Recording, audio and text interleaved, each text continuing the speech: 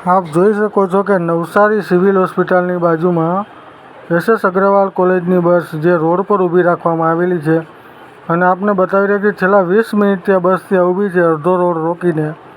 અને એ બસ જે nursing student છે તેને લેવા અને મૂકવા માટે આવે છે સિવિલ હોસ્પિટલમાં.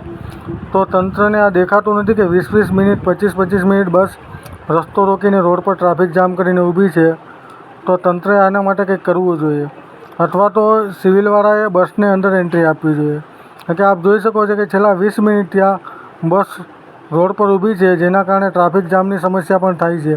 અને બસના કારણે કદાચ 108 એમ્બ્યુલન્સ કે એવી પણ જે ઇમરજન્સી વાહનો હોય એને આવવામાં પણ મુશ્કેલી પડી શકે છે. અને આ બસ મૂકવાની કારણે એની પાછળ બીજા લોકો પણ વાહનો પાર્ક કરે છે. તો આમાં આપણે જોવા જઈએ છીએ તો છેલ્લા 20 થી 25 મિનિટથી આ બસ એમને ઊભી રાખવામાં આવી છે. તો શું તંત્રને આ વસ્તુ દેખાતી નથી?